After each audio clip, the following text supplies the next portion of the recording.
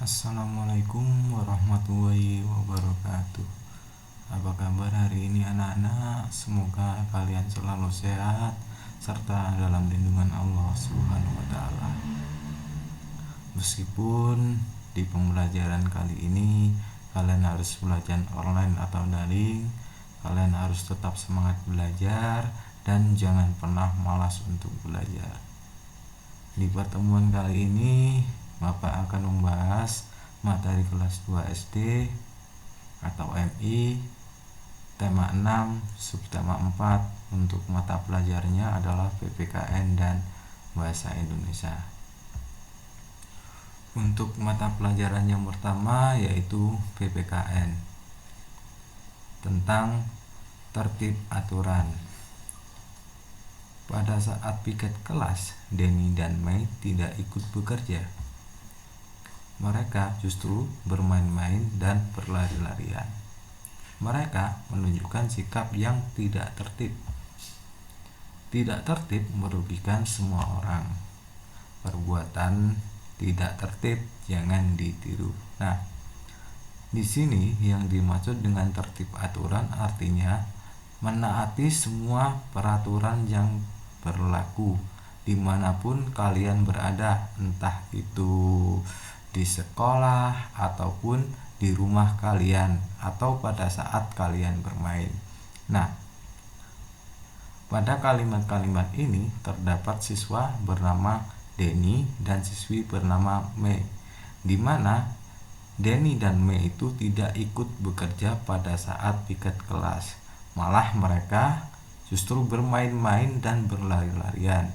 Nah, dari sini mereka menunjukkan sikap yang tidak tertib, artinya mereka tidak menaati peraturan yang berlaku pada saat piket kelas. Dan tindakan Denny dan Mei itu merugikan semua orang. Nah, yang dimaksud semua orang di sini tindakan Denny dan Mei itu sangat merugikan teman-teman sekelas mereka. Nah, perbuatan Denny dan Mei ini sangat tidak patut untuk ditiru. Jadi, buat kalian anak-anak, kalau ada piket kelas harus dilaksanakan dengan sungguh-sungguh dan jangan bermain-main atau malas untuk piket kelasnya. Tertib aturan. Aturan harus senantiasa ditaati supaya semua tertib dan menyenangkan. Hidup menjadi lebih tenang apabila mematuhi aturan. Senantiasa mempunyai sikap tanggung jawab. Patuh aturan mewujudkan kehidupan yang aman, damai, dan serta sejahtera. Kalau kalian selalu terbiasa untuk menaati aturan, maka semua itu akan berjalan dengan tertib atau disiplin dan menjadi sangat menyenangkan karena semua berjalan dengan lancar, dan hidup akan menjadi tenang ketika kalian terus menaati aturan dengan kebiasaan yang selalu menaati aturan tersebut. Dan dengan menaati aturan tersebut berarti kalian mempunyai sikap yang bertanggung jawab. Artinya ketika kita sudah melakukan tata tertib aturan atau menaati aturan tersebut, sikap kalian itu menunjukkan bahwa kalian itu bertanggung jawab terhadap aturan tersebut. Dan dengan menaati aturan mewujudkan kehidupan yang aman. Artinya di sini kalian menjadi lebih aman, lebih damai, dan dapat hidup yang sejahtera. Untuk mata pelajaran yang kedua yaitu Bahasa Indonesia, yaitu kalimat tanya tentang tanda baca tanya dan penggunaannya. Kalimat tanya didahului dengan kata tanya. Kalimat tanya diakhiri dengan tanda tanya seperti yang ada di sini. Kalimat tanya dibaca dengan intonasi menaik pada suku kata terakhir. Kata tanya meliputi apa, di mana, kapan, siapa, mengapa, dan bagaimana. Nah, ini merupakan contoh dari penggunaan kalimat tanya. Mengapa tanaman perlu disiram? Nah, di sini coba dilihat ada kata mengapa yang merupakan kata tanya, dan di akhir kalimat terdapat tanda tanya. Juga diawali dengan kata tanya, yaitu kata mengapa. Langkah-langkah membuat kalimat tanya. Yang pertama yaitu sudah pasti diawali dengan kata tanya. Dan yang kedua yaitu menggunakan huruf besar di awal kata tanya. Dan yang ketiga yaitu selalu diakhiri dengan tanda tanya di akhir kalimat tanya. Seperti pada contoh berikut ini. Coba perhatikan ya anak-anak. Di sini ada kalimat apa yang dibutuhkan tanaman agar tumbuh subur.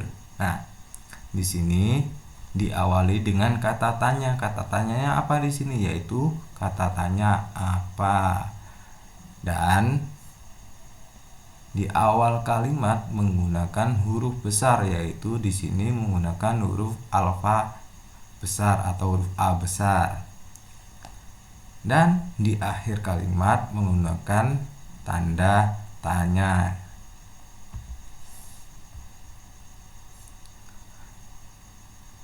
Fungsi kalimat tanya.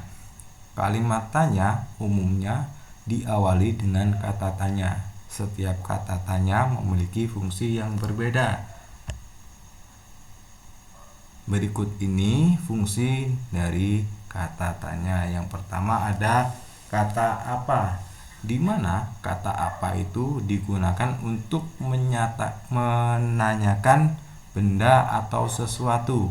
Jadi ketika kalian menggunakan kata tanya apa, itu digunakan untuk menanyakan benda atau sesuatu.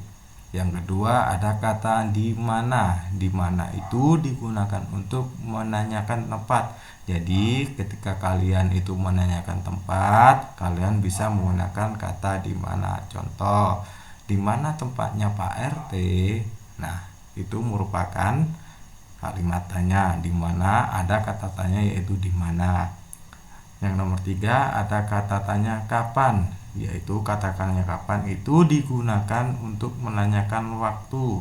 Contoh, di sini kalian bisa memakai kata tanya kapan dengan menanyakan waktu. Kapan pembelajaran akan dimulai? Nah, itu merupakan kalimat tanya. Dan yang keempat ada kata tanya siapa. Siapa itu digunakan untuk menanyakan orang. Jadi untuk mempraktekannya sebagai contoh, di sini bisa menanyakan nama orang. Contoh, siapa nama kamu? Nah, itu merupakan praktek dari kata tanya siapa. Yang kelima ada mengapa, yaitu digunakan untuk menanyakan sebab atau alasan.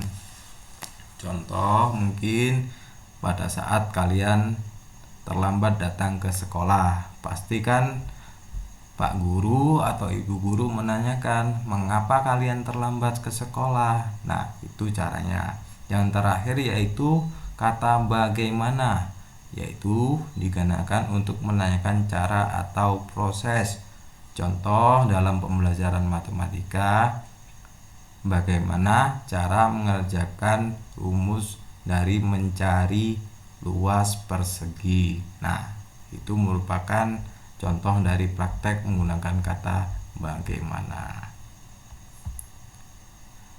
Demikian video yang saya buat kali ini, semoga bermanfaat bagi kalian.